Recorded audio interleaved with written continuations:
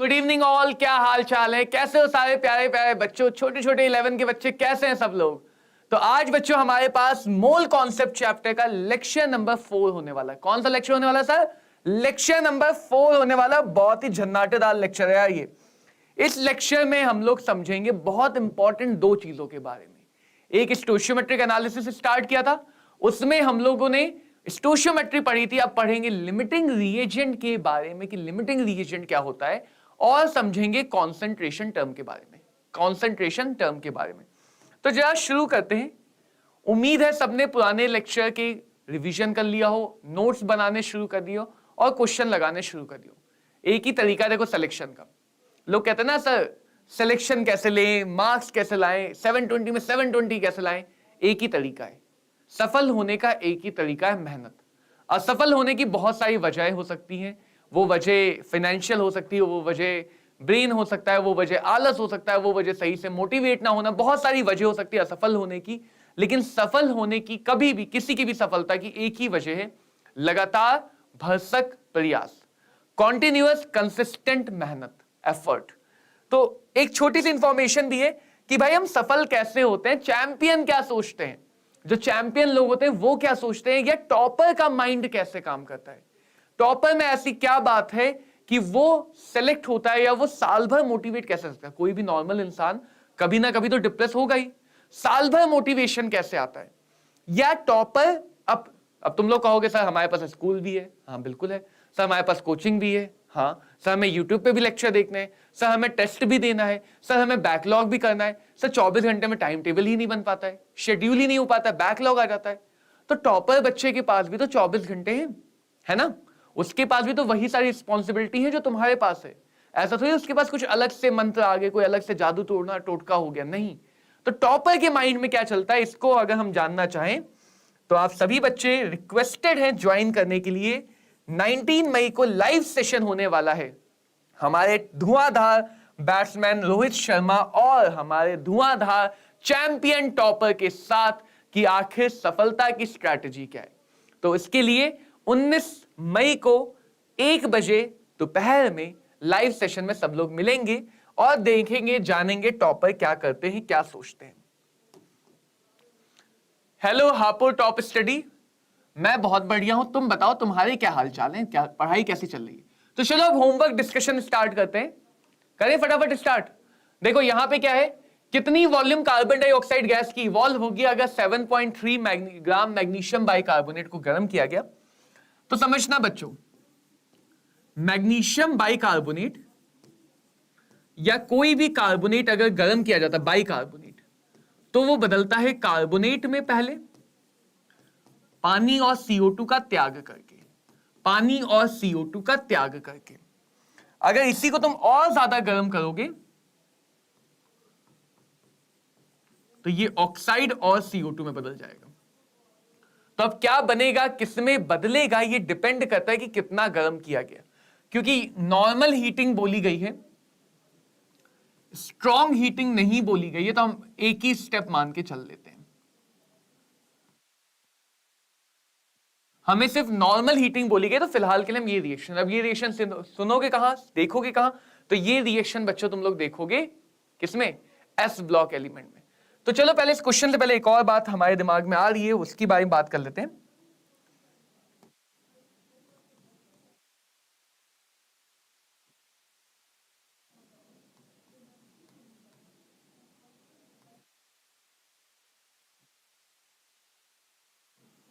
क्योंकि 11th class में जब बच्चा आए हैं, थैंक यू बेटा थैंक यू। 11th क्लास में जब बच्चे आए तो उनको अभी अभी ज्यादा कुछ पता नहीं चला है, अभी अभी 10th से आए। तो बहुत सालों पहले जो NCERT आया करती थी, आपको पता होगा कोविड आया था, कोविड महामारी आई थी, तो उसमें NCERT का सिलेबस रिड्यूस हुआ था। बच्चे बहुत खुश हुए थे, यार कम पढ़ के 11 12 में बहुत नंबर आ गए। नीट में देखा तो धराशायी।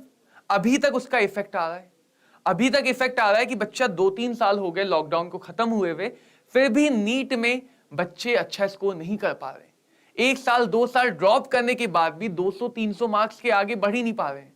तो कहीं ना कहीं एक रीजन NCERT के न्यू पैटर्न का भी है और हमारे इंडियन या हमारे नॉर्मल माइंड सेट का भी है।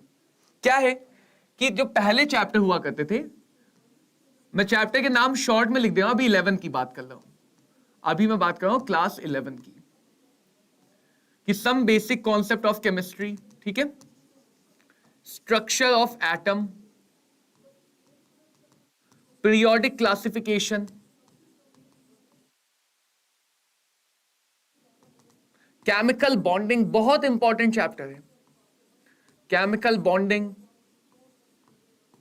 ठीक है, states of matter, gaseous state के बारे में यही चैप्टर तो सिखाता है, PV is equal to nRT का यूज करना सिखाता है, तुम्हें बालक से स्टूडेंट बनाता है, थर्मोडायनेमिक्स एंड थर्मोकेमिस्ट्री, इक्विलिब्रियम, फिर एनसीईआरटी के पार्ट 2 में आता है रेडॉक्स रिएक्शन, फिर आता है हाइड्रोजन चैप्टर, ये इनऑर्गेनिक के ब्लॉक केमिस्ट्री के चैप्टर माने जाते हैं, देन आता है एस ब्लॉक, फिर पी ब्लॉक का कुछ पार्ट 11 में सिखाया जाता है, group number 11 not 11, group number 13 और ग्रुप नंबर 14, बोरॉन और कार्बन फैमिली, देन आता है जनरल ऑर्गेनिक केमिस्ट्री या फिर basic principle of organic chemistry, then hydrocarbon and then environmental chemistry. Environmental chemistry तो बहुत सालों पहले जब डायनासोर्स घूमा करते थे पृथ्वी पे, तो बहुत सालों पहले ऐसा आया करता था एनसीईआरटी में, ये पार्ट 1 रहा करती थी, ये पार्ट 2 रहा करती थी, 11 में 7 चैप्टर पार्ट 1 में या कह सकते हैं ऐसे 1 में, और 7 चैप्टर ऐसे 2 में माने जाते थे और बच्चे इनको पढ़ते थे। अब क्या किया है, जो नया पैटर्न है, जो कोविड में सिलेबस रिड्यूस हुआ था, अब उसी को नया पैटर्न सिलेबस कर दिया है, यानी अब बोर्ड में या सीबीएसई पैटर्न की बात करें, ये चैप्टर उड़ा दिया गया, इसके जो बम लगाया उड़ा दिया इस चैप्टर को, इस चैप्टर को उड़ा दिया, इसको उड़ा दिया, इसको भी उड़ा दिया और इसको भी उड़ा दिया। सेकंड पार्ट की एनसीईआरटी खरीदोगे तो सिर्फ 3 चैप्टर मिलेंगे, उसमें कितने मिलेंगे, 3 चैप्टर मिलेंगे। फर्स्ट पार्ट की एनसीईआरटी खरीदोगे उसमें 6 चैप्टर मिलेंगे। 14 चैप्टर से अब 14 चैप्टर से अब बन गए सिर्फ 9 चैप्टर, 5 चैप्टर गायब कर दिए, 5 चैप्टर गायब कर दिए। अब तुम्हें अगर ज्यादा खुशी हो रही है तो तुम्हारी खुशी पे लाओ मैं थोड़ा सा अंकुश लगा दूं, ज्यादा खुश भी मत हो, अभी तक नीट की अपडेट नहीं आई है, जेई की अपडेट नहीं आई है, यानी ये जो रिडक्शन इन सिलेबस है, अभी जो हम कंफर्मेशन के साथ कह सकते हैं ये सीबीएसई एग्जाम के लिए है, जो अभी हम कंफर्मेशन के साथ कह सकते हैं। School level board level exam के साथ तुम ये कंफर्म कह सकते हो कि हाँ सिलेबस कम हो गया है, तुम्हें अब स्कूल और बोर्ड लेवल में कम पढ़ना है, तो इसका फायदा कैसे उठाओगे वो भी बताता हूं। लेकिन अभी जो नीट या जेई में ऐसा रिडक्शन होगा या नहीं होगा, ये थोड़ा डाउटफुल है। जेई एडवांस का तो बहुत ज्यादा डाउटफुल है। तो इसमें अब तुम्हें क्या करना है कि हां जो चैप्टर हट गए डेफिनेटली उनकी इंपॉर्टेंस घट गई, जो चैप्टर हट गए उनकी इंपॉर्टेंस थोड़ी बहुत घट गई, बट अभी खत्म नहीं हुई है, खत्म नहीं हुई है। अभी हम नहीं कह सकते कि ये चैप्टर काम आएंगे नहीं आएंगे, क्योंकि स्टेट्स ऑफ मैटर ऐसा चैप्टर है जो thermodynamics, equilibrium, kinetics, electrochemistry in chapter के साथ जुड़ा हुआ है। कहीं ना कहीं इनऑर्गेनिक के चैप्टर ऐसे हैं जो पीरियोडिक और केमिकल बॉन्डिंग से जुड़े हुए हैं। हाँ ये थोड़ा अलग है, इसको तो हटा ही सकते हो। तो बच्चों ने गलती की थी कोविड टाइम में, उन्होंने कहा सिलेबस कम हो गया, पढ़ा कम, और अभी तक वो नीट एग्जाम में इस बात का दुखड़ा हो रहे हैं कि नीट एग्जाम में पूछ लिया क्वेश्चन, अब उन्हें आता ही नहीं है, या किसी दूसरे चैप्टर में टॉपिक काम आ रहा, अब उन्हें वो पता ही नहीं चल रहा है। तो सिलेबस रिड्यूस हुआ, इससे फायदा क्या है, तुम अपने स्कूल का लोड कम कर लो, स्कूल के लिए इन चैप्टर को तो भूल ही जाओ, इन चैप्टर का लोड कम कर लो, थोड़ा बहुत इन चैप्टर के टच में रहो, स्पेशली 11th वाले बच्चे, क्योंकि अभी टाइम निकाल सकते हो। अब स्कूल के 5 चैप्टर का लोड कम हो गया तो अपने आप ऑटोमेटिकली टाइम बढ़ गया तुम्हारे पास। तो टाइम मैनेजमेंट में इस बात की मदद लो, टाइम मैनेजमेंट में इस बात की मदद लो कि एनसीईआरटी के सिलेबस में क्या क्या रिडक्शन हुआ है और उससे हमें क्या क्या फायदा होगा। जब तुम क्लास 12th में जाओगे, जब बच्चों तुम लोग जाओगे क्लास 12th में, तो 12th के सिलेबस से भी सॉलिड स्टेट, सरफेस केमिस्ट्री ले दे के इनऑर्गेनिक तो खत्म ही कर दी है, इनऑर्गेनिक वाले टीचर को बहुत दुख है कि भाई अब हमारे पास इनऑर्गेनिक में तो कुछ बचा ही नहीं पढ़ाने के लिए। Surface chemistry, metallurgy, metallurgy inorganic का चैप्टर होता है। पी ब्लॉक एलिमेंट्स, तो पी ब्लॉक ले दे के पूरा खत्म हो गया, ना 11th में बचा ना 12th में बचा। कोऑर्डिनेशन कंपाउंड बचा है जीओसी, हाइड्रोकार्बन। इसके बाद पॉलीमर्स और chemistry in everyday life, chemistry in everyday life. ये सारे चैप्टर भी 2 2 4 2 6 चैप्टर, ये भी सब रिड्यूस हो गए, ये भी सब रिड्यूस हो गए। और क्योंकि नीट ने कहा हुआ है बहुत सालों पहले कि नीट एग्जाम बच्चों सीबीएसई बेस्ड होता है, right? NEET exam is CBSE based exam, NTA उसको बनाता है, NTA is a CBSE organisation. तो कहीं ना कहीं हम ये मान सकते हैं कि अगर ये चैप्टर रिड्यूस हुए तो डेफिनेटली चांसेस हैं कि नीट के सिलेबस से भी ये चैप्टर खत्म होंगे। डेफिनेटली इस बात के चांसेस हैं कि नीट के सिलेबस से भी ये जो चैप्टर हैं ये खत्म होंगे। बट अभी इस बात की गारंटी नहीं दे सकते, अभी इस बात की गारंटी नहीं दे सकते। अभी तो हम ये वाला चैप्टर पे वैसे भी जब तक हम यहां तक पहुंचेंगे इस बात की हमें श्योरिटी मिल जाएगी, वरना इन चैप्टर्स को हम एंड में करेंगे, इन चैप्टर्स को हम एंड में कर लेंगे। इन तीनों का मतलब इनऑर्गेनिक केमिस्ट्री तो अलग से ही है, तब उसको नीट एग्जाम के लिए ही पढ़ेंगे अलग से, यहां पे नहीं पढ़ेंगे। अब आ जाते हैं अपने क्वेश्चंस की तरफ, अब आ जाते हैं होमवर्क डिस्कशन की तरफ। शुरू करते हैं सब लोग, ठीक है? कॉपी पेन है ना हाथ में? कॉपी पेन होना बहुत जरूरी है सर।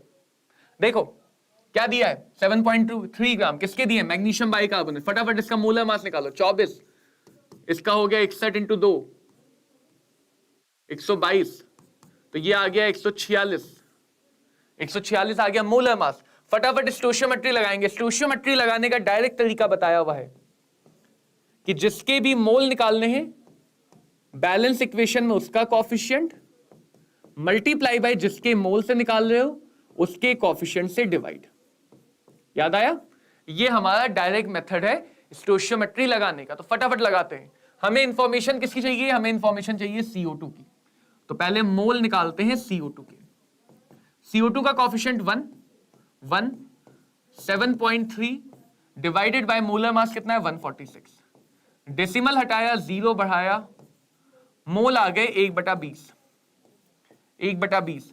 पूछी गई है वॉल्यूम एट STP। मोल को STP की वॉल्यूम कैसे बनाते हैं? 22.4 से गुणा करके। तो ये आ जाएगा 1.12। पहले 2 से काटो, फिर 10 से डिवाइड करने के लिए 0 को खिसका दो, डेसिमल को खिसका दो। लेकिन ये वॉल्यूम आती है लीटर में। ये वॉल्यूम किस में आती है? लीटर में आती है। हमें ऑप्शन में किस में दिया? मिलीलीटर में। तो लीटर को मिलीलीटर में कैसे बदलेंगे? 1000 से गुणा कर दो, बन गया आंसर। किस में? मिलीलीटर में। 1000 से गुणा कर दो, बन गया आंसर मिलीलीटर में। तो ये हो गया पहले क्वेश्चन में। अगर तुम दूसरी वाली रिएक्शन कंसीडर करते स्ट्रॉन्ग हीटिंग, तो इसका दुगना आ जाता, इसका दुगना आ जाता। चलो अगला क्वेश्चन देखते हैं क्या कह रहा है। 50 ग्राम calcium carbonate was completely burned in the air, what is the weight of residue? Calcium carbonate को गर्म करोगे तो क्या मिलेगा?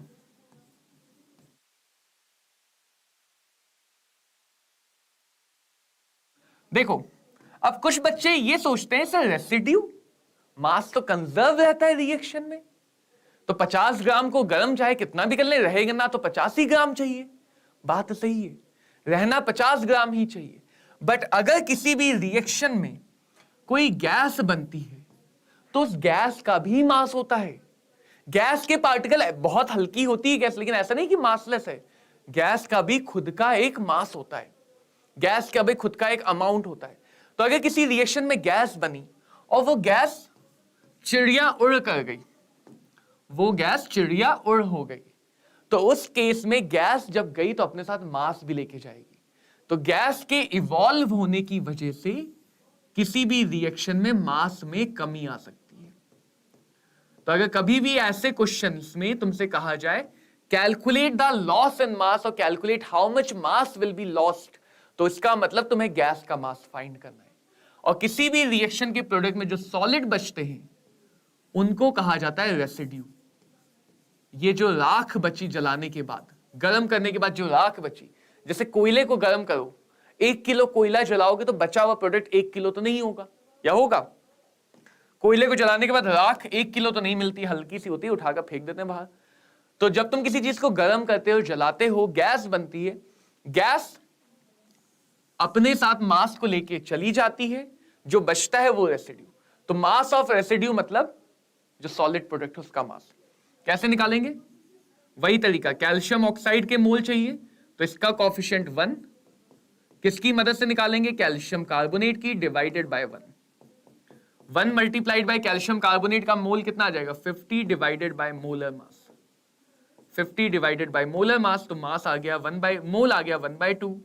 मास चाहिए, मोल को मास में बदलना है तो कैसे बदलेंगे? मोलर मास से मल्टीप्लाई करके। कैसे बदलेंगे? मोलर मास से मल्टीप्लाई करके। आंसर आ गया 28 ग्राम। कितना आंसर आया? 28 ग्राम। क्लियर सबको? हेलो बेटा विनय, कैसे हो? विनय प्रताप कैसे हो? तो ये हो गया हमारा स्टोइचियोमेट्री का क्वेश्चन।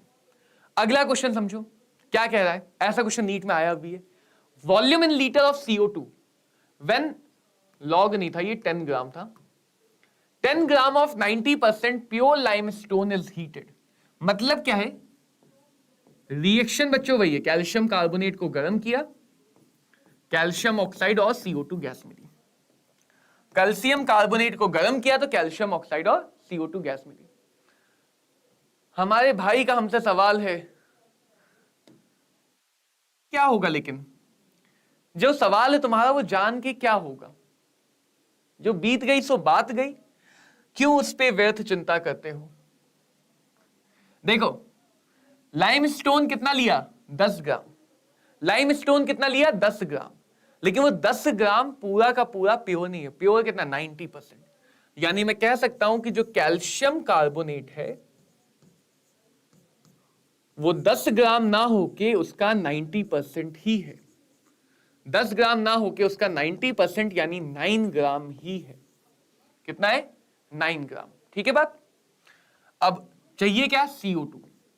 तो CO2 के मोल हो जाएंगे CO2 का coefficient divided by calcium carbonate का coefficient multiply by calcium carbonate के मोल।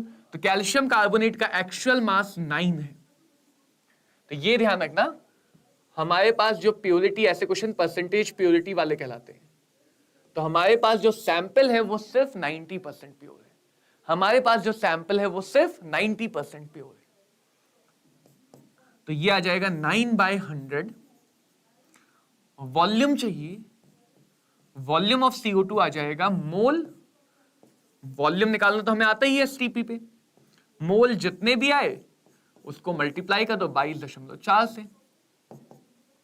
तो ये आ जाएगा, चाहो तो मल्टीप्लाई करो, 9 गुणे 0.224। अगर 0.2 ही मान लूं तो लगभग 1.8 लीटर के पास। 1.8 लीटर के पास आंसर है option C. Option C answer है 1.8 लीटर। थैंक यू इसके लिए भैया जी, हमारे भाई, इस बात के लिए थैंक यू। लेकिन वही कह रहा हूं ना, कुछ रहती हैं बातें। देखो, मेरा टारगेट है पढ़ाना, ठीक है? मेरा टारगेट है तुम लोग को बेस्ट कंटेंट देकर नीट एग्जाम में लेके जाना, और तुम्हारा काम है पढ़ना। तो कहीं से भी पढ़ो, ये मान के लो कि अगर मैंने टारगेट लिया है कि इस साल तुम्हें 11th 12th ड्रॉपर में पढ़ाना है तो पढ़ा के रहूंगा, उससे प्लेटफॉर्म मैटर नहीं करता है। ठीक है? हिंदी में भी मिलेगा कंटेंट, इंग्लिश में भी मिलेगा, और इंग्लिश में तो मिल ही रहा है। तो जिस लैंग्वेज में चाहोगे उस लैंग्वेज में जितना अच्छा कंटेंट चाहोगे उतना अच्छा मिलेगा। तो मिलना है तय। ठीक है? चलो अगले क्वेश्चन पे बढ़े। अगले क्वेश्चन पे बढ़ते हैं। अगला क्वेश्चन क्या कह रहा था होमवर्क में? हाँ, ये तो मैंने बताया था ना, अभी अभी नीट एग्जाम से तल के निकाला था इस क्वेश्चन को। क्या कह रहा है? सिमिलर क्वेश्चन है। सिमिलर क्वेश्चन है कि इस बार 20 ग्राम 20% प्योर है, यानी जितना हमने मसाला लिया है 20 ग्राम, उसमें 20% ही काम का है, बाकी सब मिट्टी है। 20% ही काम का है, बाकी सब मिट्टी है। रिएक्शन लिखी हुई है, मोल ऑफ CO2 आ जाएगा, कॉफिशिएंट इसका देख लेते हैं कितना मास है एक्चुअली, क्योंकि सैंपल कितना है? 20% प्योर है। सैंपल कितना है? 20% प्योर है। ठीक है? 20% प्योर है तो 20 ग्राम इंटू 20 बाय 100, 10 10 10 0 0 उड़ा दिए, कितने ग्राम आ गया? 4 ग्राम। कितने ग्राम आ गया? 4 ग्राम। यानी कि एक्चुअल कैल्शियम कार्बोनेट 4 ग्राम है, बाकी सब धूल मिट्टी फालतू की चीज है। तो मोल लिख लेते हैं 4/100। अभी डिवाइड करना मत लग जाना, एंड में करना आसान है। इस बार मास पूछा गया है, इस बार मास ऑफ CO2 पूछा गया है। 4/100 into molar mass 44, 4 4 are 16, 4 4 16 plus 1 17, 176/100 1.76 gram. 1.76 gram, option 3 will be the correct answer. ठीक है बेटा, इसे ट्यूसडे ब्लू कहते हैं, ट्यूसडे ब्लू। ट्यूसडे को मम्मी कहती है कि ब्लू रंग पहनना शुभ होता है, तो इसलिए आज हम ब्लू में ही रहेंगे। कहो तो हम ब्लू में ही लिखना भी शुरू कर दें। तो ये क्वेश्चन बच्चों नीट एग्जाम में रिसेंट आया है 2023 में, अभी अभी आया है, 2-4 दिन पहले, 10 दिन पहले, 7 तारीख को। 10 दिन थे कितने, 9 दिन पहले। ताजा क्वेश्चन है, ऐसे क्वेश्चन को जरूर मार गिराया करो जो ताजा क्वेश्चन है। चलो, परसेंटेज प्योरिटी का सिंपल सा क्वेश्चन था, ये क्वेश्चन देख लेते हैं फटाफट। क्या कह रहा है? BaCO3 कितना बनेगा जब CO2 को पास करें बेरियम हाइड्रोक्साइड में। अब देखो बच्चों, अभी जैसे मैंने सिलेबस की बात की, तो जैसे सिलेबस कम हो गया, इनऑर्गेनिक बच्चा नहीं पढ़ रहा है, अब ये रिएक्शन कहां से पता चलेगी उसे? ये रिएक्शन कहां से पता चलेगी? या तो क्वेश्चन देगा, नहीं देगा तो ठन ठन गोपाल। तो जब भी हम किसी बेस में CO2 गैस पास करते हैं, किसी बेस में CO2 गैस पास करते हैं, तो वो अपना कार्बोनेट सॉल्ट बनाता है, वो अपना कार्बोनेट सॉल्ट बनाता है, और साथ में जो H है, जो OH है, वो पानी बना के अलग हो जाएगा। Acid base neutralisation, acid base neutralisation. क्या दिया है इसका? दिया है 0.205 मोल। इसके बारे में पूछा गया है मास। मास पूछा गया, तो जिसका मास पूछा गया उसके मोलर मास की जरूरत पड़ेगी। बेरियम का मोलर मास होता है 137, कार्बन का 12, ऑक्सीजन के 3 है तो 48, तो ये आ जाएगा 197 ग्राम पर मोल। तो मोलर मास बच्चों हमें अलग से निकालना है। गुड इवनिंग राहुल, क्या हाल चाल है? मोल आ गया BaCO3 का, जिसकी मोल उसका कॉफिशिएंट, जिसकी मदद से निकाल लो उसका कॉफिशिएंट, सबके कॉफिशिएंट 1 1 है, into mole of BaOH whole twice. Stoichiometry देखो, अब हम डायरेक्ट लगाने लग गए। कितने मोल दिए? 0.205। इसको उठा के यहां पे पटक दिया, 0.205। बेटा हम यूपी बोर्ड से थे, 2009 में यूपी बोर्ड से 12th किया था। मास चाहिए बेरियम कार्बोनेट का,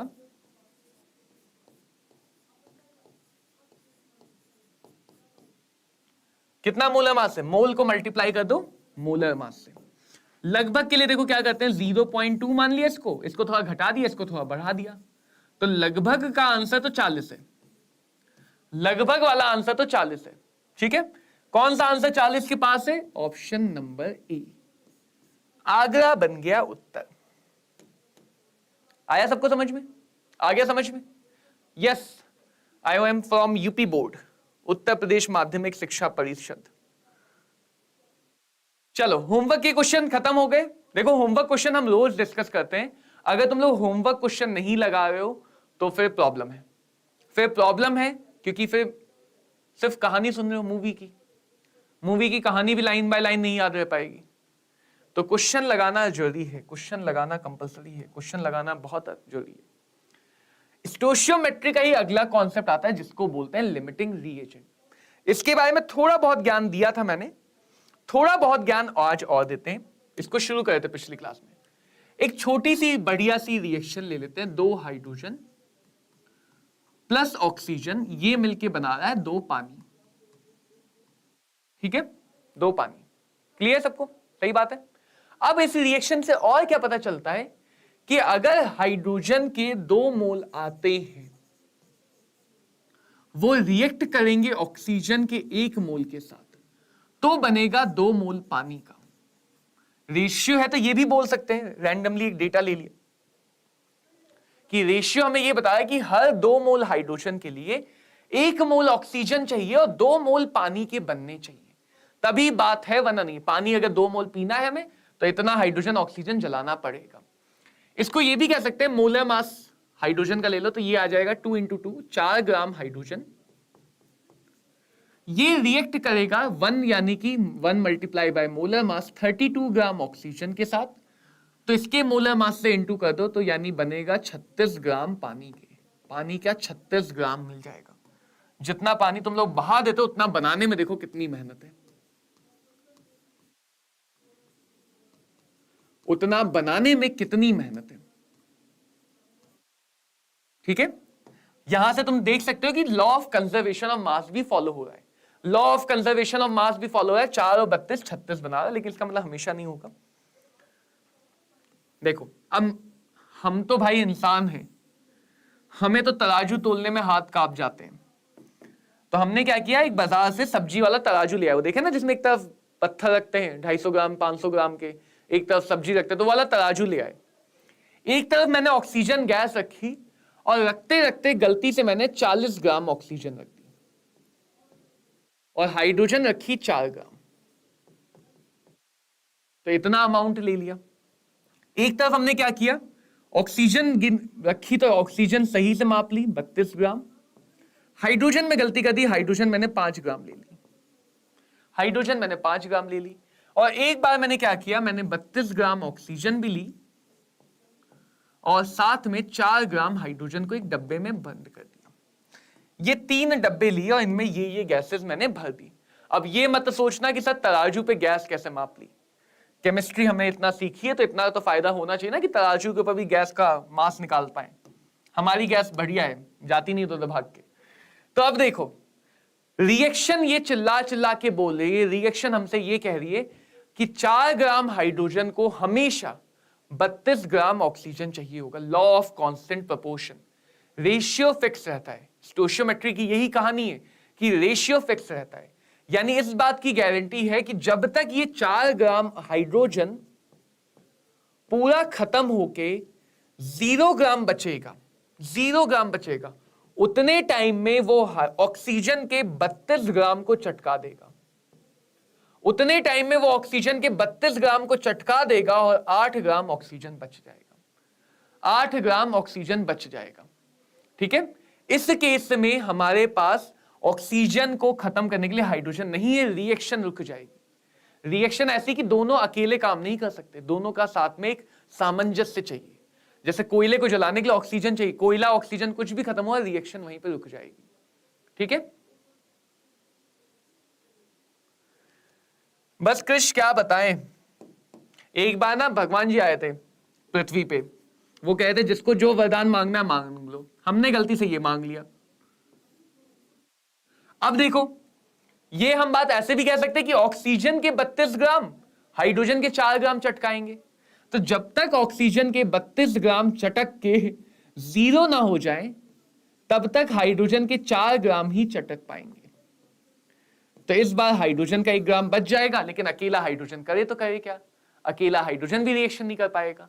अगला क्या है, अगले में भाई बात बिल्कुल सही है।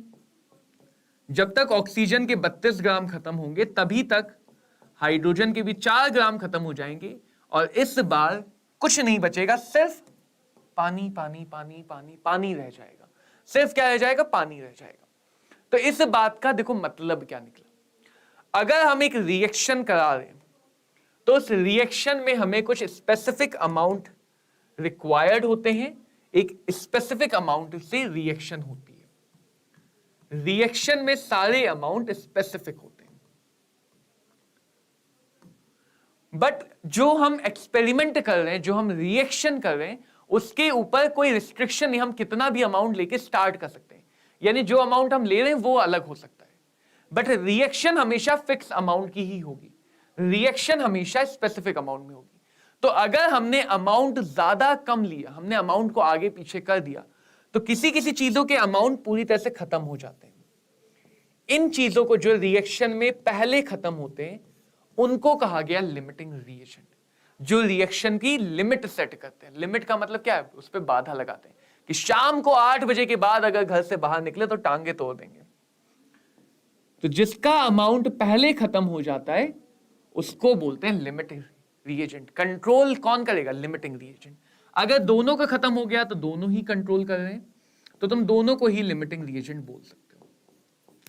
तुम दोनों को ही लिमिटिंग रिएजेंट बोल सकते हो। ठीक है, तो अब सबसे पहले लिमिटिंग की कुछ बातें समझते हैं। ऐसा रिएजेंट जो पूरी तरह से खत्म होता है उसको बोलते हैं लिमिटिंग रिएजेंट, जो पूरी तरह से खत्म होता है।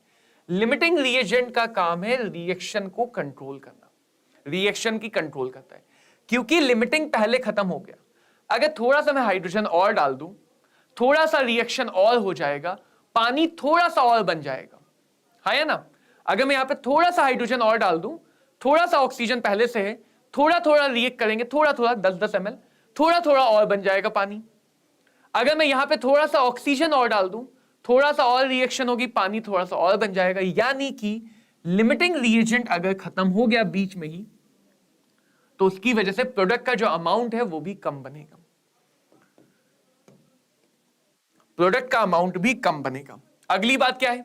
देखो यहां पे कंपेयर करूं तो हाइड्रोजन का मास कम है, हाइड्रोजन का मास कम है, हाइड्रोजन लिमिटिंग रिएजेंट है। यहां पे कंपेयर करूं तो हाइड्रोजन का मास कम है, ऑक्सीजन लिमिटिंग रिएजेंट है। यहां पे कंपेयर करूं तो हाइड्रोजन का मास कम है, दोनों लिमिटिंग है। तो एक बात तो साबित हो रही ना, यहां से एक बात तो साबित हो रही ना कि अगर हम इनिशियल अमाउंट को देखें, अगर हम इनिशियल अमाउंट को देखें तो उसको देख के कुछ भी कहना बहुत डाउटफुल सा है, गलत भी हो सकता है, सही भी हो सकता है। अगर मैं सिर्फ इतना दिमाग में बैठा लूं, जैसा बहुत सारे बच्चे बैठा के रहते हैं कि जो कम है वो लिमिटिंग रिएजेंट है, ये नॉर्मल थिंकिंग है, जो कम है वो लिमिटिंग रिएजेंट है, तो ये काफी डाउटफुल हो जाएगा। जो कम है वो लिमिटिंग रिएजेंट है, जो ज्यादा है वो लिमिटिंग रिएजेंट है, जो ज्यादा कम है दोनों लिमिटिंग रिएजेंट है। तो पहली और इंपॉर्टेंट बात का ध्यान रखना, ये हमारा सितारे वाली बात है, स्टार वाली बात है, कि हम किसी भी रिएक्शन में लिमिटिंग रिएजेंट को इनिशियल अमाउंट से कंपेयर करके, इनिशियल अमाउंट से कंपेयर करके नहीं फाइंड आउट करते हैं। इनिशियल अमाउंट से कंपेयर करके नहीं फाइनल आउट करते हैं। ठीक है, कृष कह रहा है सर आप आईआईटी से पास होने के बाद भी टीचर क्यों बने? देखो यार, टीचिंग का ऐसा है कि अगर कभी तुम किसी दूसरे बच्चे को, जैसे तुम्हारे मान लो कोई टॉपिक बहुत अच्छा आता है, स्ट्रांग आता है, तो अंदर से कुलबुलाहट होती ना कि यार ये बताया जाए। होता है ना, कई लोग ऐसे शो ऑफ करने वाले होते हैं कि यार मान लो मुझे पता है कि रोड के बीच में व्हाइट लाइन कहीं कहीं पे ब्रोकन और कहीं कहीं पे सॉलिड क्यों होती है। अब मैं चाहूंगा मैं वो चीज किसी और को बता के दिखा सकूं, देखो मैं तुमसे ज्यादा जानता हूं। तो एक वो था शुरुआत में कि चीजें पता थी, तो इसको बताना शुरू किया कि भाई देख ऐसे ऐसे होता है, ये ऐसे कर लो तो ऐसे आंसर निकल आता है आसान तरीके से। उसको भी लगा हाँ यार ये तो आसान तरीका है, उसने सीख लिया। अब उसको फायदा हुआ तो 2-4 लोगों को और बताया, ताकि लोग कहें कि हाँ भाई कमल को बहुत कुछ आता है। तो ऐसे करते हुए स्टार्टिंग में थोड़ा सा शो ऑफ करते करते लोगों को सिखाने लग गए, चीजें आसान तरीके बताने लग गए। फिर आज तुम देख ही रहे हो, तो धीरे धीरे उसी फील्ड में आ गए कि चीजों को आसान बना दिया जाए, पढ़ाई बोझ ना लगे, पढ़ाई फन लगे। है ना, कोई भी काम अगर हम बोझ समझ के करते हैं तो भाई बोझा क्यों ढोएंगे, गधे थोड़ी है, मजे के लिए करना चाहिए। तो उस मजे के लिए मैं पढ़ाता हूं, उस मजे के लिए चाहता हूं कि बच्चा जब पढ़े तो मजे से पढ़े। डांट भी देता हूं, लेकिन बच्चा जब पढ़े तो मजे से पढ़े, खूब मजे ले, तब पढ़ने में मजा आता है। देखो अब काम की बात पे वापस आते हैं। तो ये बात हमें ध्यान रखनी है, शॉर्ट नोट में बताया था, शॉर्ट नोट में वही बात लिखनी है जो इंपॉर्टेंट है, ये नहीं लिखना है इंपॉर्टेंट है इसके लिए तुम्हें पूरा रिवाइज करना है। जब तुम अपने आप लिमिटिंग रिएजेंट बार बार प्रैक्टिस करोगे तो ये बात याद हो जाएगी। तो अभी इस बात को अच्छे से समझो कि लिमिटिंग रिएजेंट को कभी भी हम इनिशियल अमाउंट के कंपैरिजन से नहीं फाइंड आउट कर सकते। ठीक है राहुल, उसकी वो क्लास कल से आएगी हिंदी में, प्योर हिंदी में। अगली बात पे आते हैं, लिमिटिंग ऐसा ना कि ये पहले खत्म हुआ वो पहले खत्म हुआ, तो ये तुलना करो, ये तुम कंपेयर करो। कंपैरिजन दो चीजों के बीच में होता है। अब अकेला रिएक्टेंट है तो उसमें क्या तुलना, क्या कंपैरिजन, हमें पता है वही सब कुछ कंट्रोल कर रहा है, वही सब कुछ कंट्रोल कर रहा है। तो लिमिटिंग रिएजेंट जो अगला हमारा सितारे वाली बात है, लिमिटिंग रिएजेंट उसी रिएक्शंस में, उन्हीं क्वेश्चन में फाइंड करना है जहां पे हमें दो या दो से ज्यादा रिएक्टेंट का अमाउंट दिया जाता है, जहां पे हमें दो या दो से ज्यादा रिएक्टेंट का अमाउंट दिया जाता है। अगर हमें किसी भी क्वेश्चन में एक ही रिएक्टेंट का अमाउंट गिवन है तो वहां पे लिमिटिंग रिएजेंट फाइंड करने का कोई मतलब नहीं, वहां पे लिमिटिंग रिएजेंट फाइंड करने का कोई सेंस नहीं। जो अकेला है वही लिमिटिंग बन जाएगा, जो अकेला है वही लिमिटिंग बन जाएगा। ठीक है, अब आते हैं सवाल पे कि लिमिटिंग फाइंड कैसे करेंगे, कैसे फाइंड नहीं करते हैं, ये मैंने तुम्हें बता दिया। कैसे फाइंड नहीं करते हैं, कैसे फाइंड नहीं करते हैं, इनिशियल अमाउंट की कंपैरिजन से फाइंड नहीं करते। कैसे फाइंड करते हैं, इस आखिरी वाले पॉइंट को देखो। लिमिटिंग रिएजेंट क्योंकि पहले खत्म होता है, रिएक्शन को कंट्रोल करता, तो वो हमेशा प्रोडक्ट कम बनाएगा, वो हमेशा प्रोडक्ट कम बनाएगा। तो जरा देखो, मैं अगर H2O का अमाउंट निकालूं, मैं अगर H2O का अमाउंट निकालूं तो जिसका अमाउंट निकालना उसका कॉफिशिएंट, जिसकी मदद से निकालना उसका कॉफिशिएंट डिवाइडेड बाय उसका कॉफिशिएंट, यही तो तरीका है। अगर मैं H2O का अमाउंट ऑक्सीजन की मदद से निकालूं तो जिसका अमाउंट निकालना उसका कॉफिशिएंट, जिसकी मदद से निकालना उसके मोल डिवाइडेड बाय जिसकी मदद से निकालना उसका कॉफिशिएंट। तो जब भी तुम स्टोशियोमेट्री लगाते हो, जब भी तुम बच्चों स्टोशियोमेट्री लगाते हो तो ये अमाउंट, ये नंबर तो सेम है, ये अलग अलग है। अब इन दोनों में से जो भी छोटा होगा वो प्रोडक्ट का अमाउंट कम बनाएगा नहीं बनाएगा। अगर मुझे ये दोनों बातें पता है, मुझे हाइड्रोजन ऑक्सीजन दोनों के मोल पता है, तो जिसके लिए भी रेशियो छोटा होगा वो प्रोडक्ट का भी कम अमाउंट देगा, और प्रोडक्ट का कम अमाउंट देगा मतलब वो क्या बन जाएगा, लिमिटिंग रिएजेंट। तो ये तरीका है लिमिटिंग रिएजेंट पहचानने का। देखो जो हमने स्टोशियोमेट्री पढ़ी थी,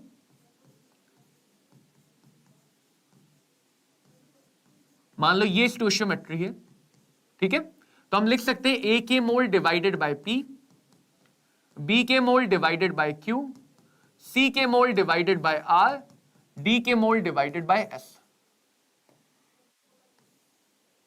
ये सबके लिए बराबर होता है।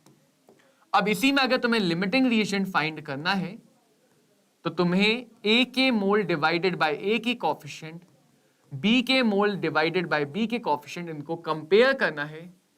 जो भी छोटा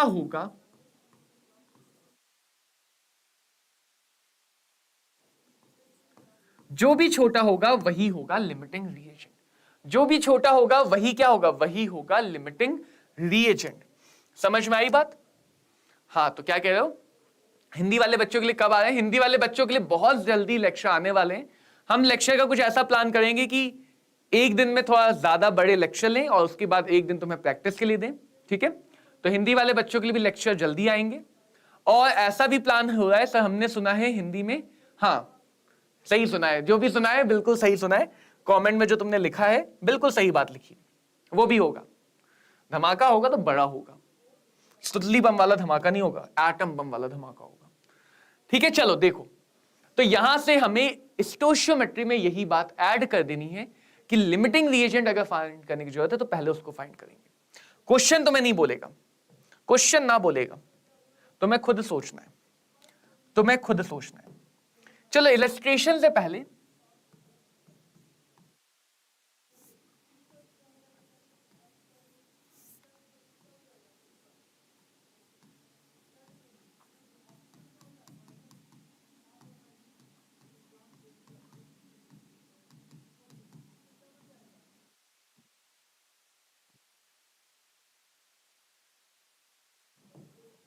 जैसे मान लो ऐसा क्वेश्चन लिखा है, ठीक है, ये बहुत फेमस सी रिएक्शन है। अब जिनके सिलेबस से ये क्वेश्चन चैप्टर ही हट गया तो उन्हें ये रिएक्शन पता भी नहीं चलेगी रिएक्शन इतनी फेमस क्यों है, कि ये रिएक्शन इतनी फेमस क्यों है। इसको 64 नहीं लेते हैं, दोनों के दो दो मोल अच्छे नहीं लग रहे, तो इसको ले लेते हैं 96। अब ठीक है, इसमें हम नाइट्रिक एसिड बनाते थे इस रिएक्शन से। ओस्टवाल्ड भैया सिखा के गए थे कि नाइट्रिक एसिड कैसे बनाना है। अब तुम लोग तो नहीं सीखोगे बात, क्योंकि अब ये सिलेबस से हट गया है चैप्टर, लेकिन रिएक्शन नहीं हटी। देखो सबसे पहले तुम्हें क्वेश्चन, हेलो सीमा, सबसे पहले तुम्हें क्वेश्चन पढ़ के फील आनी चाहिए कि क्वेश्चन में कॉन्सेप्ट कौन सा लगेगा। जब तक वो फील नहीं है तब तक फिजिकल, केमिस्ट्री, फिजिक्स बर्बाद। क्वेश्चन पढ़ो, इतने मोल BaCl2 के, ठीक है, किसके मोल हैं? BaCl2 के, बेरियम क्लोराइड, मिलाए गए इतने मोल Na3PO4 के साथ। मेरी तरह तुम रिएक्शन पहले मत लिखो, पहले 2 बार क्वेश्चन पढ़ लो, फिर तीसरी बार पढ़ते समय ऐसे लिखना शुरू करो। हमसे कहा गया maximum number of moles of barium phosphate, यानी इन दोनों की रिएक्शन से क्या बना?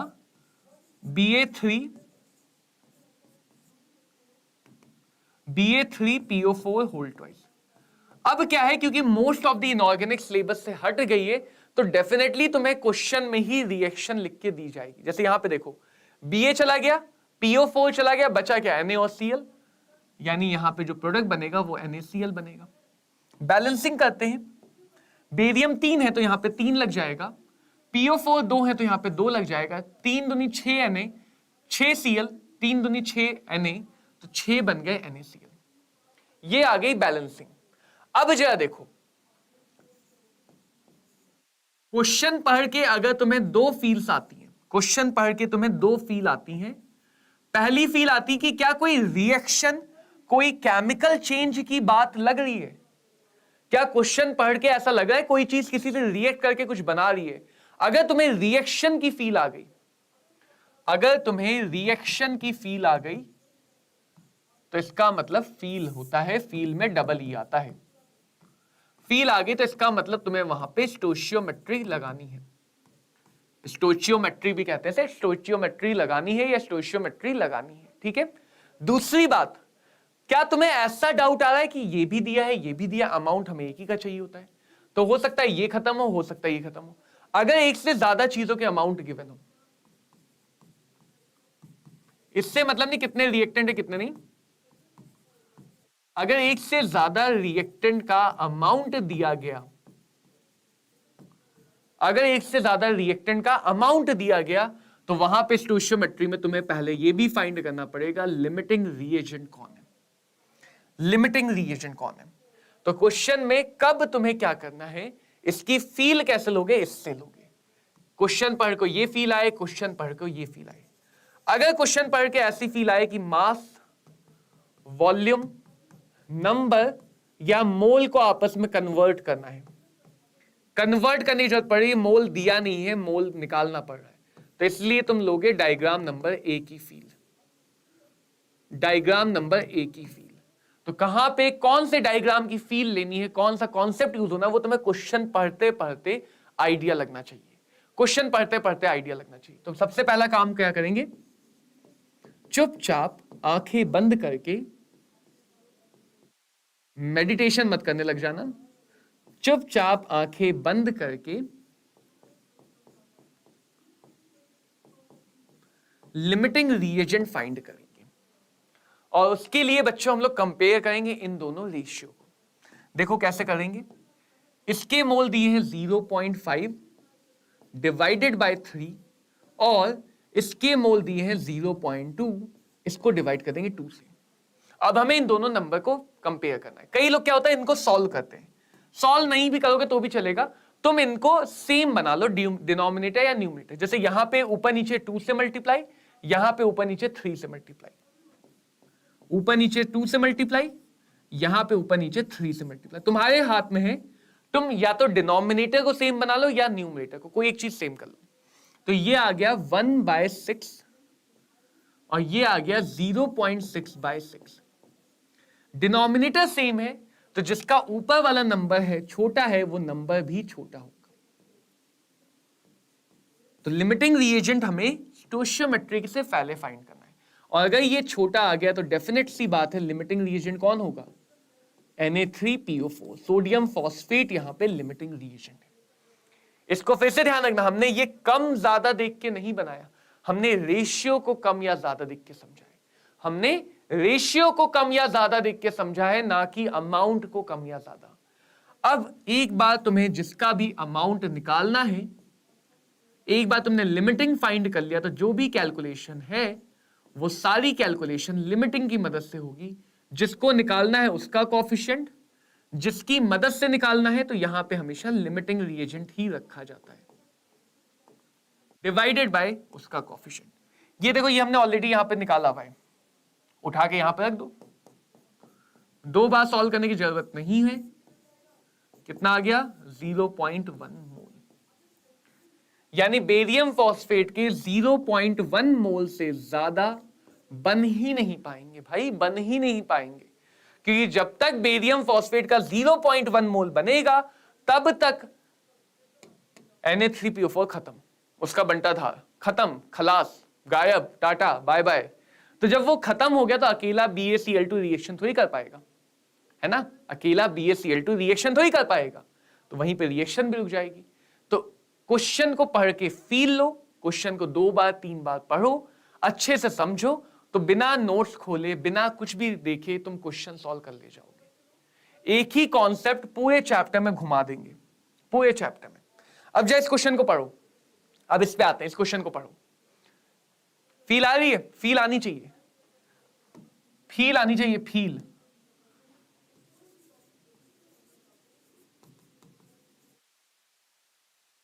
फील आनी चाहिए, तो फील आ गई ना? हाँ, चलो देखो, सबसे पहले हमें समझ में आ रहा है कि भाई अमोनिया ऑक्सीजन दोनों का अमाउंट गिवन है, दोनों का अमाउंट गिवन है यार। अमाउंट कुछ भी गिवन है, अगर मोल नहीं गिवन है तो पहला अपना परम धर्म है मोल निकालना। कितना अमाउंट है? 34 ग्राम। मोलर मास कितना है? 17, 2 मोल। 96 ग्राम। मोलर मास कितना है? 32, 3 मोल। क्योंकि दोनों के अमाउंट गिवन है, दोनों तीनों, 3 दियो तो 3 को तो कंपेयर कर लेना, दोनों के अमाउंट गिवन है, तो हम लिख सकते हैं बच्चों mole of ammonia divided by 4 और mole of oxygen divided by 5। हमें इसको कंपेयर करना है। NH3 के मोल है 2/4, ऑक्सीजन के मोल है 3/5। देखो मैं कैलकुलेशन में तो जाता ही नहीं हूं, तुम कहोगे सर यहां पे 2/4 को 1/2 कर लो, करते हैं ना। मैं क्या कर रहा हूं, 5 5, या इस बार न्यूमरेटर को सेम करते हैं, डिनोमिनेटर को कैसे कंपेयर करते हैं वो भी तो सिखा दूं।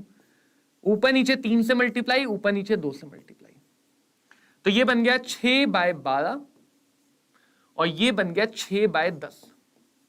न्यूमरेटर सेम, जिसका डिनोमिनेटर बड़ा वो वैल्यू छोटी। जितने बड़े नंबर से डिवाइड करोगे वैल्यू उतनी छोटी हो जाएगी, जितने बड़े नंबर से डिवाइड करोगे वैल्यू उतनी छोटी हो जाएगी। यानी कि अब हमें क्या समझ में आया? हमें समझ में यह आया कि जो हमारा लिमिटिंग रिएजेंट है, जो रिएक्शन पे पाबंदियां लगा रहा है, वो असल में अमोनिया है। पापा तो यूं ही डांट रहे हैं, असल में मम्मी पाबंदी लगा रही है। तो जो रिएक्शन में पाबंदियां लगा रहा है वो कौन लगा रहा है? अमोनिया। तो अब सारा काम अमोनिया की मदद से होगा। देखो अब हम क्या क्या निकाल सकते हैं। हम मोल ऑफ ऑक्सीजन निकाल सकते हैं, समझना, अभी बताऊंगा कौन से, पहले निकाल लेते हैं। ऑक्सीजन का कोएफिशिएंट है 5, अमोनिया का कितना है? अमोनिया के लिए हमने पहले निकाल लिया 2/4। हम NO के भी मोल्स निकाल सकते हैं, NO के भी मोल। NO का कितना है? कोएफिशिएंट है 4, अमोनिया के मोल 2, अमोनिया का कोएफिशिएंट 4। हम पानी के बारे में भी चीजें निकाल सकते हैं। पानी का कोएफिशिएंट कितना है? 6, अमोनिया 2, 4, तो ये आ गया 3 मोल, ये आ गया 2 मोल, ये आ गया 2.5 मोल। जो भी मोल आए उनको मास में भी बदल सकते हो, ऐसे तो मोल में भी काम कर सकते हो, मास में भी बदल सकते हो, है ना, मास में भी बदल सकते हो। तो 2.5 से कितना हो जाएगा? 32 का दुगना 64, 64 प्लस 16 80, 64 प्लस 16 80। ये आ गया 80 ग्राम। NO का मोलर मास कितना होगा? 14 और 16 30, 14 और 16 30, ये आ गया 60 ग्राम। और H2O का 3 × 18, ये आ जाएगा 54 ग्राम।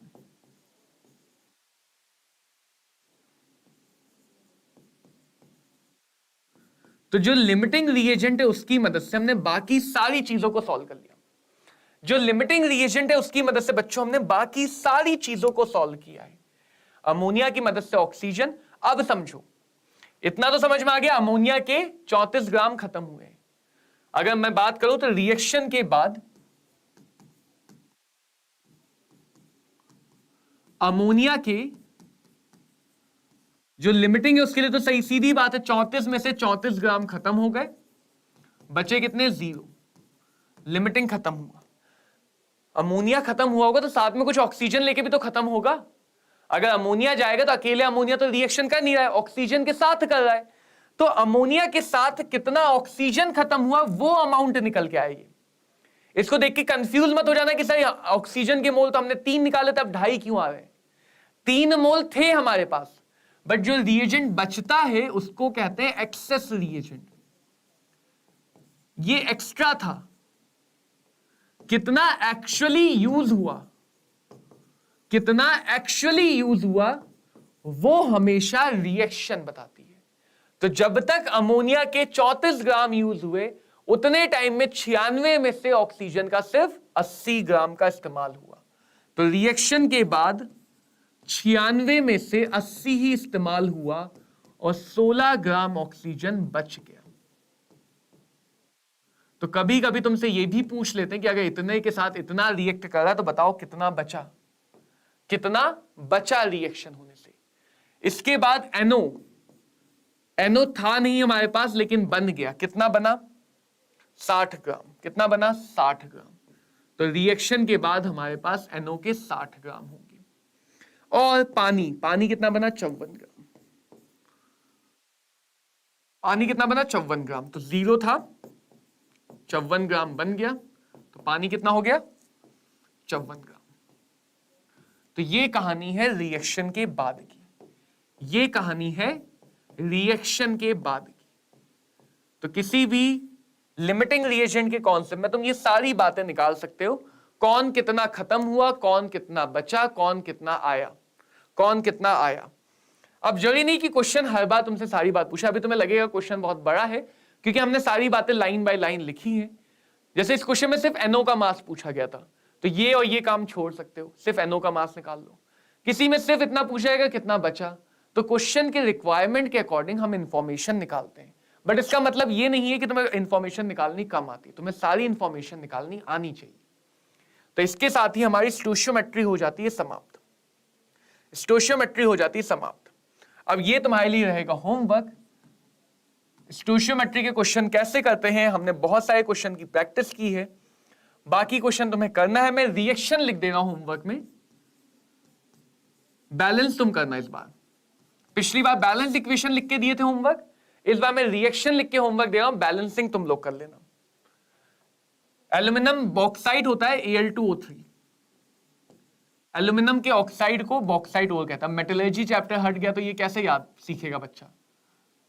अब क्वेश्चन सारे बदलने पड़ जाएंगे एनटीए वाले को, क्योंकि मेटलर्जी चैप्टर था तो बच्चे को पता था बॉक्साइड Al2O3 है, मेटलर्जी तो चैप्टर से टाटा बाय बाय हो गया, तो अब ये पता नहीं चल पाएगा। Al2O3 किसकी मदद से? कार्बन की मदद से। क्या बनेगा? एल्यूमिनियम और कार्बन डाइऑक्साइड, एल्यूमिनियम और कार्बन डाइऑक्साइड। क्या किया गया है? जिंक की रिएक्शन H2SO4 के साथ हुई तो बना ZnSO4। और ये भी ध्यान रखना, ऐसा नहीं कि हमने लिमिटिंग सीख लिया तो हर क्वेश्चन में लिमिटिंग यूज होगा। स्टोशियोमेट्री के कुछ ही क्वेश्चंस में लिमिटिंग यूज होता है, किसमें होगा किसमें नहीं होगा वो तुम्हें देखना है। ये वही वैसा ही क्वेश्चन है और ये आया हुआ क्वेश्चन है, ये मुझे याद आ रहा है, ये PYQ का क्वेश्चन है, पिछली बार एग्जाम में आ चुका है। ये वही रिएक्शन है, ये भी तुम्हारा होमवर्क है। मैग्नीशियम कार्बोनेट डिकम्पोज किया। ये सारे क्वेश्चन हम लोग बच्चों डिस्कस करेंगे अगली क्लास में, चिंता मत करना। तुम्हें प्रैक्टिस करनी है, तुम्हें इन क्वेश्चन को अटेम्प्ट करना है, ठीक है? अभी इस क्वेश्चन को अटेम्प्ट करना है और उसके बाद डिसाइड करना है। हाँ कृष्ण, मैंने स्टार्टिंग में यही बताया कि जो सिलेबस है वो एनसीईआरटी से रिड्यूस हुआ है, सीबीएसई से भी होपफुली फिर रिड्यूस हो जाएगा। नीट ने अभी कंफर्म नहीं किया है, लेकिन ये है कि NEET and JEE mains are CBSE based examination. तो अगर सीबीएसई से रिड्यूस होता है, एनसीईआरटी से रिड्यूस होता है, तो चांसेस हैं रिड्यूस होने के, बट उनकी इंपॉर्टेंस ऐसा नहीं है कि खत्म हो गई है। उन चैप्टर्स की इंपॉर्टेंस ऐसा नहीं होगा कि खत्म हो गई है। कौन कौन से चैप्टर खत्म हुए वो भी बता दिए, ठीक है। लेक्चर की शुरुआत में हमने ये बात की थी।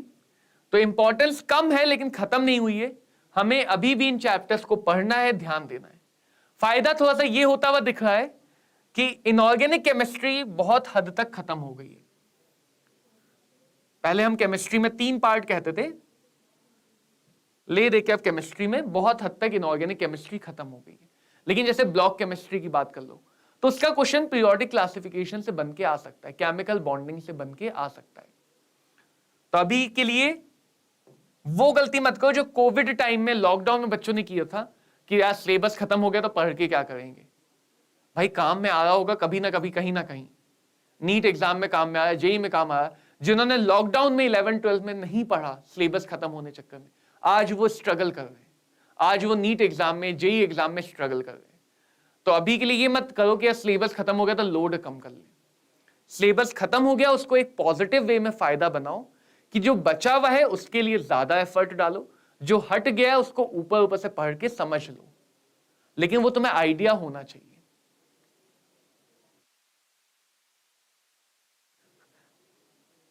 अब ऐसा तो नहीं कह सकते ना कि हम अपनी कंफर्टेबिलिटी के हिसाब से हटाएं, ठीक है। और फिजिकल केमिस्ट्री से देखो डरने की जरूरत नहीं है। कैलकुलेशन में थोड़ा मात खाते नीट वाले बच्चे, कैलकुलेशन को स्ट्रॉन्ग करो, थोड़ी सी प्रैक्टिस कर लो, कैलकुलेशन स्ट्रॉन्ग हो जाएगी, कैलकुलेशन स्ट्रॉन्ग हो जाएगी। चलो बच्चों, अब आता है इस चैप्टर का अगला टॉपिक जिसको बोलते हैं सॉल्यूशन, सच्चे सॉल्यूशन, मिक्सचर्स। तो सॉल्यूशन का मतलब क्या है, जैसे हम बचपन से सुनते आए, कोई भी ऐसी चीज जहां पे 2 या 2 से ज्यादा चीजों को, 2 या 2 से ज्यादा चीजों को जो आपस में रिएक्ट नहीं करती, क्योंकि रिएक्ट करके तब तो रिएक्शन हो गई, इनको अगर होमोजीनियसली मिला दें, इनको अगर होमोजीनियसली मिला दें, यानी कहा गया इनको अगर मैं यूनिफॉर्मली मिला दूं, यूनिफॉर्मली मिला दूं, तो इसके बाद जो मटेरियल, जो मसाला बनके तैयार होता है, उस मसाले को कहा गया सॉल्यूशन, उसको कहा गया सॉल्यूशन। इन्हीं को कहा गया सच्चा सॉल्यूशन, क्योंकि अकेले यही होते हैं होमोजीनियस। कहने का मतलब जैसे अगर पानी में चीनी घोल दी, एक गिलास पानी लिया, एक गिलास पानी का लिया और इसमें चीनी घोल दी, तो चाहे तुम इसका यहां वाला पोर्शन से पानी पियो, चाहे इधर से पानी पियो, किसी भी पोर्शन से पानी पियो, हर जगह से पानी इक्वली स्वीट होगा। अगर हम यहां पे शुगर का एक्वस सॉल्यूशन ले लें, एक्वस का मतलब सॉल्यूशन है पानी के अंदर, तो वो हर जगह बराबर स्वीट होगा। That is the meaning of homogeneous, that is the meaning of homogeneous, कि होमोजीनियसली मिलाया, हर जगह रेशियो, लो फिर से रेशियो आ गया, कितनी जगह रेशियो ही रेशियो आ रहा है, हर जगह रेशियो समान होगा, हर जगह रेशियो समान होगा। और इसी बात को बोलते हैं कॉन्सेंट्रेशन। जैसे देखो, एक तो ये हो गया कितना मिलाया, एक तो ये हुआ कि कितना मिलाया। जैसे पानी में मैंने 10 किलोग्राम चीनी मिला दी, अभी मैं पानी के बारे में प्रिडिक्ट नहीं कर पाऊंगा, पानी के बारे में प्रिडिक्ट नहीं कर पाऊंगा क्योंकि मुझे पता नहीं कितने पानी में मिलाया, वो रिवर में मिलाया, नदी में मिलाया, समुद्र में मिलाया, नहीं पता है। तो जब तक मुझे अकेले एक चीज का अमाउंट है, मैं उसकी मिठास या उसकी पावर के कंपैरिजन नहीं कर पाऊंगा। तो कितने पानी में कितना मिलाया, क्या मिलाया, कितना मिलाया, ये डिसाइड करता है उसकी स्ट्रेंथ को, जिसको हम डिनोट करते हैं कॉन्सेंट्रेशन से।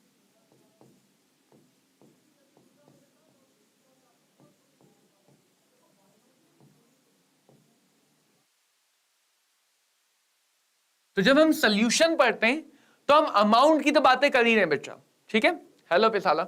तो जब हम सॉल्यूशन पढ़ते हैं तो हम अमाउंट की बातें तो कर ही रहे हैं, लेकिन उस अमाउंट के साथ साथ हमें एक और चीज की बात करनी है, which is always ratio. Concentration is always represented as ratio. इस बात को बहुत अच्छे से समझोगे तो तुम्हें आगे के जितने भी कॉन्सेंट्रेशन टर्म है वो बहुत आसानी से समझ में आ जाएंगे, बहुत आसानी से समझ में आ जाएंगे। फिर हम अगली क्लास में इन पर सवाल लगा के इनको बस खत्म कर लेंगे। तो देखो, सबसे पहले तो हम सॉल्यूशन में 2 चीजों को डिफाइन करते हैं, ठीक है। एक को बोलते हैं सॉल्वेंट, सॉल्वेंट यानी जिसमें डिसॉल्व किया गया। कॉमन लैंग्वेज में बोलते हैं जिसमें घोला गया वो सॉल्वेंट, और जिसको घोला गया वो सल्यूट। पानी में घोला गया तो पानी सॉल्वेंट, नमक को घोला गया नमक सल्यूट। तो जिसको घोला गया सल्यूट, जिसमें घोला गया सॉल्वेंट। या ऐसे भी कह सकते हैं सल्यूशन बनता है सल्यूट को सॉल्वेंट में डिसॉल्व करके, सल्यूशन बनता है सल्यूट को सॉल्वेंट में डिसॉल्व करके। ठीक है, क्लियर सबको? टेक्निकली साइंस हमेशा कुछ अलग बताना चाहता है। साइंस चाहता है कि तुम्हारी कॉमन लैंग्वेज साइंस लैंग्वेज अलग हो, थोड़ा उसका रौला कटेगा। तो वो फेज जो सबसे ज्यादा बड़े अमाउंट में प्रेजेंट हो, यूजुअली हम सॉल्वेंट सल्यूट इस बात से कहते हैं जिसका अमाउंट ज्यादा है वो सॉल्वेंट है। सॉल्वेंट ही सॉल्यूशन को फिजिकल अपीयरेंस देता है, फिजिकल अपीयरेंस देता है। यानी अगर सॉल्वेंट सॉलिड है तो सॉल्यूशन सॉलिड जैसा दिखेगा, सॉल्वेंट अगर लिक्विड है तो सॉल्यूशन लिक्विड जैसा दिखेगा, सॉल्यूशन गैशियस जैसा दिखेगा अगर सॉल्वेंट गैशियस है। कॉमनली अगर मैं सॉल्यूशन बोलता हूं तुम सबके दिमाग में एक्वस सॉल्यूशन आता है, लिक्विड। बट सॉल्यूशन सॉलिड भी हो सकता है, solid solution, liquid solution, gaseous solution. तो सॉल्वेंट ही डिसाइड करता है सॉल्यूशन की फिजिकल स्टेट, सॉल्यूशन की फिजिकल स्टेट को। ठीक है, और यूजुअली क्योंकि पानी हमारा यूनिवर्सल सॉल्वेंट है, पानी सब घोल लेता है, तो यूजुअली अगर एक कंपोनेंट पानी है तो हम उसको वाटर को ही सॉल्वेंट मान के चलते हैं, उसे हम एक्वस सॉल्वेंट ही मान के चलते हैं। क्या मान के चलते हैं? Aqueous solvent, aqueous solvent. Clear है सबको? क्या सबको ये बात समझ में आ गई? सल्यूट क्या है, सॉल्वेंट क्या है? आ जाओ कॉन्सेंट्रेशन। तो कॉन्सेंट्रेशन ध्यान रखना, जो बताया था पावर दिखाता है, राइट? कॉन्सेंट्रेशन क्या दिखाता है? पावर दिखाता है। तो समझो अब हम क्या करने वाले हैं, सिंबल में लिख ले रहा हूं, W से मैं रिप्रेजेंट करूंगा मास को, पूरे चैप्टर में V से रिप्रेजेंट करूंगा वॉल्यूम को, M से रिप्रेजेंट कर लेंगे मोलर मास को, अनलेस अनटिल कुछ लिखा हो, या मोलर मास के लिए MM लगा लेते हैं। ठीक है, मोलर मास को। N से रिप्रेजेंट करेंगे मोल को, जहां भी A लेटर होगा वो रिप्रेजेंट करेगा सॉल्वेंट, बाकी सारे लेटर B, C, D इनकी मदद से दिखा देंगे सल्यूट। सॉल्वेंट एक ही होता है, बाकी सबको सल्यूट कहा जाता है, बाकी सबको सल्यूट कहा जाता है। ठीक है, पेसाला हमने ये समझा कि if we suppose we have a solution, so a solution is a homogeneous mixture. Solution में सल्यूट या जो भी चीजें प्रेजेंट है वो यूनिफॉर्मली डिसॉल्व होती है। So solution is a homogeneous mixture of two or more than two things which are non-reactive in nature. They should not react chemically with each other. जो भी चीज हम डिसॉल्व करें वो आपस में केमिकली रिएक्ट नहीं करनी चाहिए। Now in among all these components that are present in the solution, the one component which is in the largest amount, suppose I had 50 gram water, 10 gram sugar, 2 ml lemon juice, like that I have dissolved, suppose, and we have made a solution. Okay, so the one component which is present in the largest amount will be regarded as a solvent. ऐसे component को हम बोलेंगे solvent जिसका amount largest है। बाकी सारे component, whichever are all the rest of the component will be called as solute. So we always have one component which will be treated as a solvent and rest all of the components are treated as a solute. सिर्फ एक ही component ऐसा होगा जिसको हम solvent बोल सकते हैं, बाकी सारे कंपोनेंट को हम बोलेंगे सल्यूट। क्लियर? बाकी सारे कंपोनेंट को हम बोलेंगे सल्यूट। और सपोज इफ समटाइम वी से बाइनरी सॉल्यूशन, अगर अभी कभी हमने बाइनरी वर्ड का यूज किया तो binary means two. So binary solution are दो सॉल्यूशन, कोई भी ऐसा सॉल्यूशन जहां पे एक सॉल्वेंट है,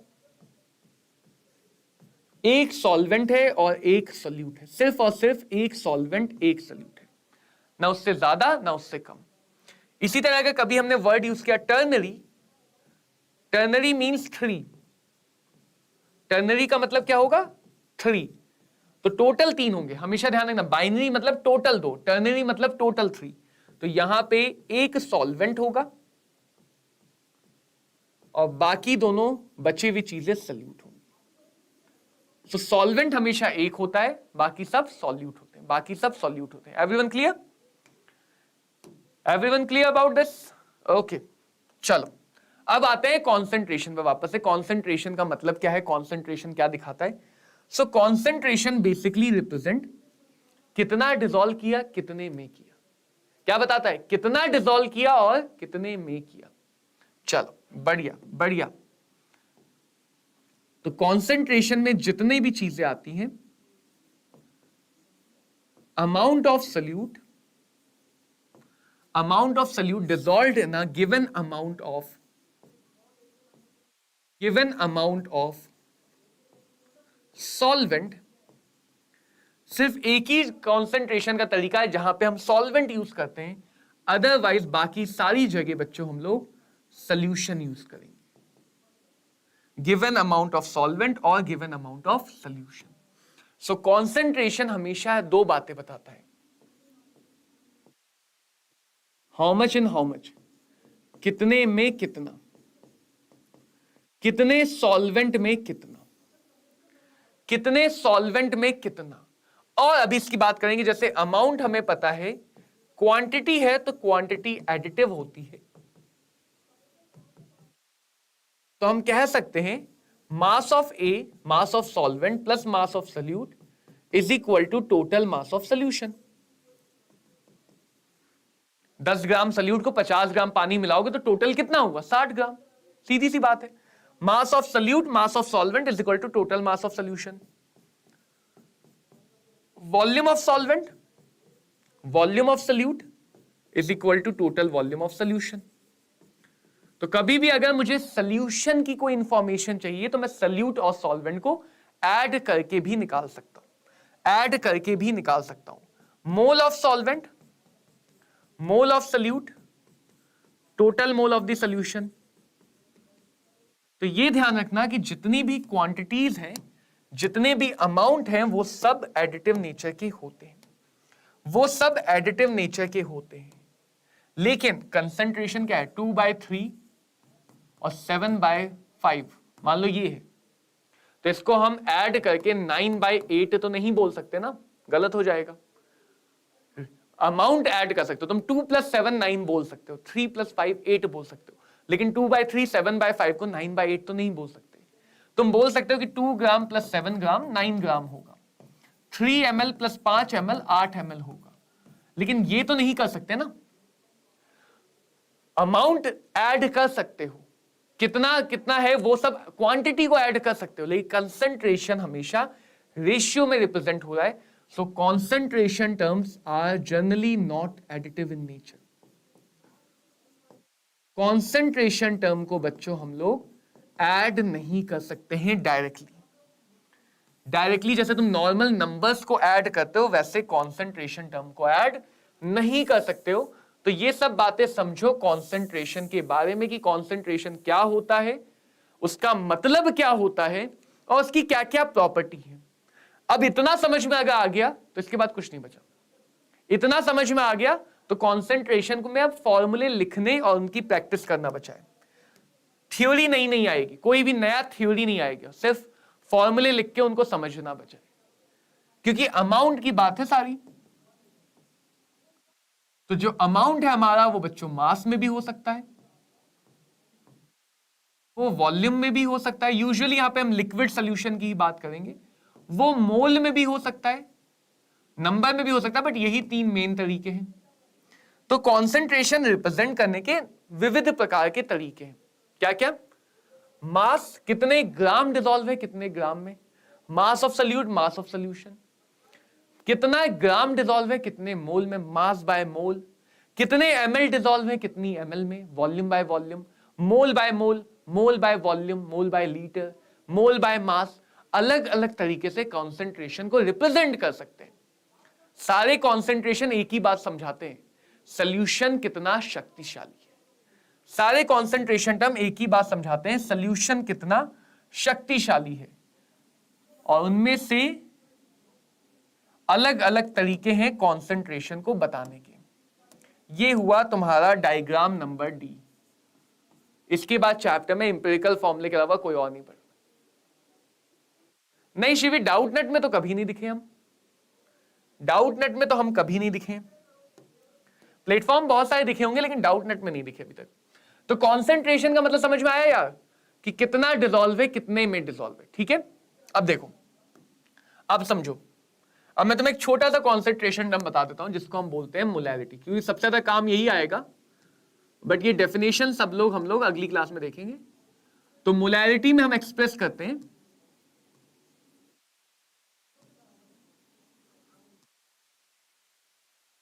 कि सल्यूट के बच्चों कितने मोल डिसॉल्व हैं 1 लीटर ऑफ सॉल्यूशन में। यानी अगर तुम जनरल फॉर्मूला, सारी चीजें जनरल फॉर्मूले से काम करेंगी, सारी चीजें जनरल फॉर्मूले से काम करेंगी। हाँ शिवी, ये करेक्ट है, पीडब्ल्यू में हिंदी मीडियम में पढ़ाते थे। कॉन्सेंट्रेशन को जनरल फॉर्मूले से देखो तो यहां पे हमने सल्यूट का अमाउंट रखा है मोल में, मोलैरिटी में, और यहां पे हम बात करें वॉल्यूम में। कितना मोल डिसॉल्व है 1 लीटर में। मोल यानी वॉल्यूम, मोल यानी मोल, और लीटर यानी वॉल्यूम। तो मोलैरिटी का फॉर्मूला बन जाएगा mole of solute divided by volume of solution in litre. Volume of solution in litre. अगर छोटी सी बात देखो, वॉल्यूम अगर मिलीलीटर में है तो उसको हम लोग लिख सकते हैं वॉल्यूम डिवाइडेड बाय 1000। तो मिलीलीटर की वॉल्यूम को 1000 से डिवाइड करते हैं तो वो लीटर बन जाता है। ठीक है, मिलीलीटर की वॉल्यूम को अगर हम 1000 से डिवाइड करते हैं तो वो लीटर बन जाता है। तो यहां पे अगर हम चाहें तो इसको ये भी लिख सकते हैं मोल ऑफ सल्यूट, क्योंकि ज्यादातर जगह हमारी जो वॉल्यूम है, ज्यादातर जगह जो हमारी वॉल्यूम है वो मिलीलीटर में है, डिवाइड बाय 1000, तो वो डिवाइड वाला ऊपर चला जाएगा, डिवाइड वाला ऊपर चला जाएगा।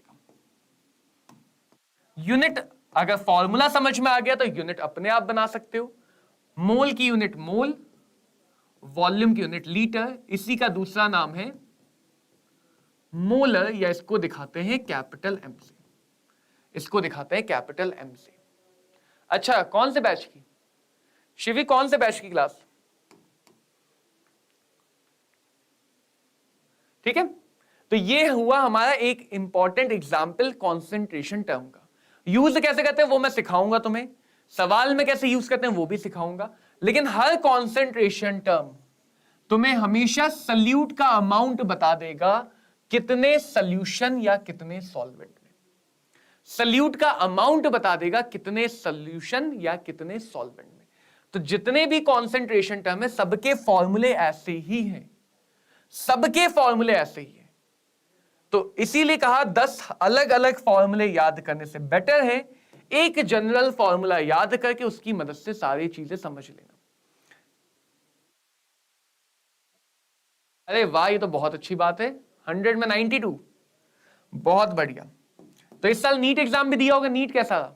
ये अभी तैयारी कर रही हो फिर से?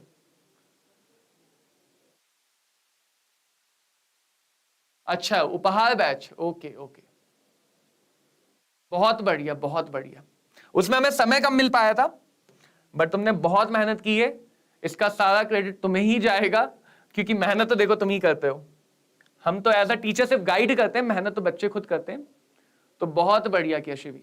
यूपी बोर्ड में 92 लाना मतलब मायने रखता है। बहुत बढ़िया बहुत बढ़िया, खुश कर दिया है तुमने इसी बात पे। अब तुमने खुश कर दिया तो इसी बात पे हम बच्चों को आज कुछ बढ़िया सा दिखाते हैं।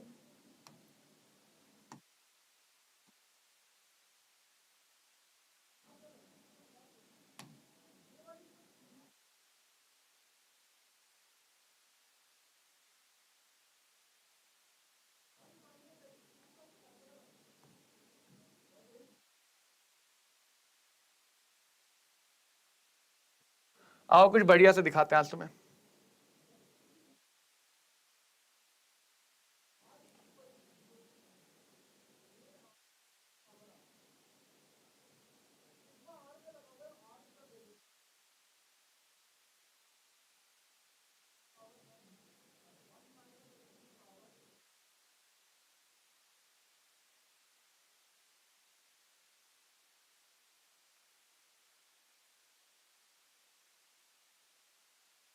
कहाँ है कहाँ है कहाँ है, ये रहा। चलो देखो, आज से मैं कंसंट्रेशन का थोड़ा सा और मतलब समझाते हैं।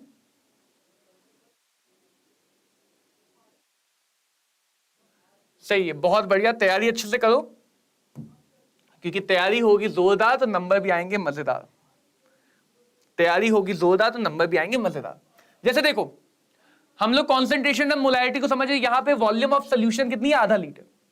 वॉल्यूम ऑफ सोल्यूशन कितनी है, आधा लीटर। अब मान लो मैंने इसमें कोबाल्ट नाइट्रेट मिलाया, ठीक है। सबसे पहले देखो कि ये जो कॉन्सेंट्रेशन मेजर करने का 0.34 मोल पर लीटर, इसका मतलब क्या है, ये हमें इंफॉर्मेशन दे रहा है कि अगर 1 लीटर होता तो 0.34 होता। तो कॉन्सेंट्रेशन में बच्चे एक बार गलती से सोचते हैं कि वो अमाउंट दिखाता है, अमाउंट नहीं दिखाता है। क्या दिखाता है, रेशियो दिखाता है। क्या मेरे पास 1 लीटर सोल्यूशन है, नहीं। क्या अगर मैं सोल्यूशन को थोड़ा सा कम कर दूं, 1 लीटर का भी आधा कर दिया, 1/4 लीटर के आसपास, 300 ml के आसपास, तो भी क्या कंसंट्रेशन उतना ही, हाँ। क्यों, क्योंकि रेशियो नहीं बदला, डिसॉल्व होने के बाद रेशियो नहीं बदला। और इस कॉन्सेंट्रेशन मेजर करने वाले को मैं कहीं भी ले जाऊं, कहीं भी ले जाऊं, कॉन्सेंट्रेशन उतना ही रहेगा। यह मतलब है यूनिफॉर्म मिक्सिंग का, यह मतलब है यूनिफॉर्म मिक्सिंग का, कॉन्सेंट्रेशन नहीं बदलेगा। इवन अगर मैं यहां से 1 चम्मच बाहर भी निकालूं, ध्यान से देखना क्योंकि खत्म होने वाला है, अगर मैं 1 चम्मच बाहर भी निकालूं तो भी कंसंट्रेशन उतना ही है, 0.34। लो, खत्म हो गया, चलो पानी भर लेते हैं, ठीक है। मैंने यहां पे मिला दिया, कितना हो गया, 0.445 मोल पर लीटर। इसका मतलब अगर 1 लीटर है तो इसमें कितने मोल है, 0.445 मोल। अगर मैं इसको घटा के आधा लीटर ले आऊं, अगर मैं इसको घटा के आधा लीटर ले आऊं, कंसंट्रेशन अभी भी उतना है, लेकिन क्योंकि वॉल्यूम आधा लीटर है तो मोल भी आधे हो जाएंगे, यानी अब मोल लगभग 0.22 होंगे, लगभग 0.22 मोल ही रह गए। तो सोल्यूशन का मतलब क्या है, एक होमोजीनियस मिक्सचर। होमोजीनियस का मतलब हर जगह यूनिफॉर्म, रेशियो हर जगह सेम, कंसंट्रेशन हर जगह सेम। इसको आधा लीटर रखूं, इसको मैं 10 ग्राम कर लूं, इससे थोड़ा बाहर निकाल लूं, कंसंट्रेशन नहीं बदलेगा। लेकिन अगर मैं इसमें सल्यूट और मिला दूं, कंसंट्रेशन बदल गया। अगर मैं इसमें सॉल्वेंट और मिला दूं, कंसंट्रेशन घट रहा है, कंसंट्रेशन घट रहा है। क्यों, क्योंकि रेशियो में ऊपर आता है सल्यूट, नीचे आता है सॉल्वेंट, ऊपर आता है सल्यूट, नीचे आता है सॉल्वेंट। अगर मैं ऊपर वाले को बढ़ाऊंगा तो रेशियो बढ़ेगा, डिनोमिनेटर वाले को बढ़ाऊंगा तो रेशियो घटेगा, डिनोमिनेटर वाले को बढ़ाऊंगा तो रेशियो घटेगा, डिनोमिनेटर वाले को बढ़ाऊंगा तो रेशियो तेजी से घट रहा है, डिनोमिनेटर वाले को बढ़ाऊंगा रेशियो तेजी से घटेगा। तो इन्हीं सब बातों को हम केमिस्ट्री में पढ़ते हैं। जैसे सॉल्वेंट मिलाया, सॉल्वेंट मिलाया तो कंसंट्रेशन घटा, सॉल्वेंट मिलाया तो कंसंट्रेशन घटा। इसी प्रोसेस को बोला जाता है डाइल्यूशन। इसी प्रोसेस को क्या बोलते हैं, डाइल्यूशन। डाइल्यूशन में क्या बोल सकते हो कि भाई तुम सॉल्वेंट मिलाओ, सल्यूट उतने का उतना ही है। तो कंसंट्रेशन को थोड़ा सा विजुलाइज करना। कंसंट्रेशन बच्चों कभी भी अमाउंट नहीं दिखाता है, कंसंट्रेशन क्या दिखाता है, अमाउंट का रेशियो दिखाता है। कंसंट्रेशन हमें यह नहीं बताता है कि कितना सल्यूट है, कितना सॉल्वेंट है, वो उनका रेशियो बता देता है। उस रेशियो में अगर तुम्हें एक भी पता है तो तुम दूसरा बता सकते हो, उस रेशियो में अगर तुम्हें एक भी पता है तो तुम दूसरा बता सकते हो। एक और चीज देख लो, मिलाते गए मिलाते गए मिलाते गए मिलाते गए मिलाते गए, कितना मिलेगा, बहुत अच्छे से डिसॉल्व हुआ कोबाल्ट नाइट्रेट। मिलाते जाएंगे, चलो कोई बात नहीं, मिला लेते हैं और मिला लेते हैं। देखो कलर डार्क होता जा रहा है, वैसे ये दिखाना नहीं था कलर डार्क होना, लेकिन कलर डार्क होता जा रहा है।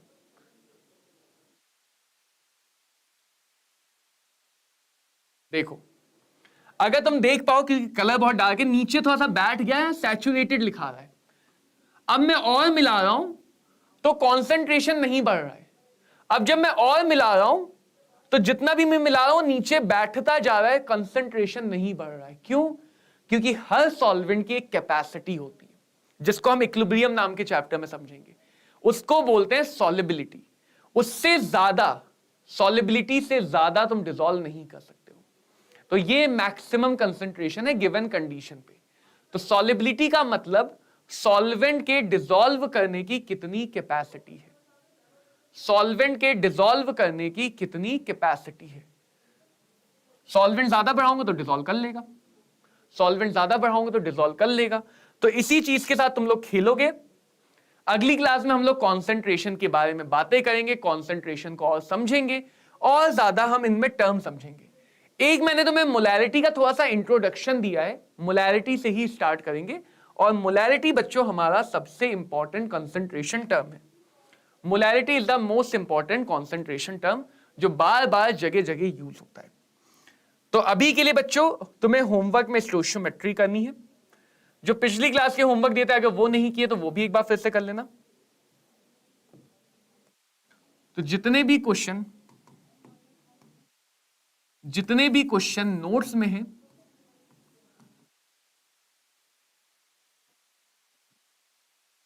उन क्वेश्चन को सॉल्व करो और रिवाइज करो। नोट्स कहां मिलेंगे? नोट्स मिल जाएंगे तुम्हें टेलीग्राम चैनल पे, कमेंट में डिस्क्रिप्शन बॉक्स में भी है टेलीग्राम चैनल का लिंक, वरना तुम वहां पे सर्च भी कर सकते हो यूनिवर्सल सॉल्वेंट से। और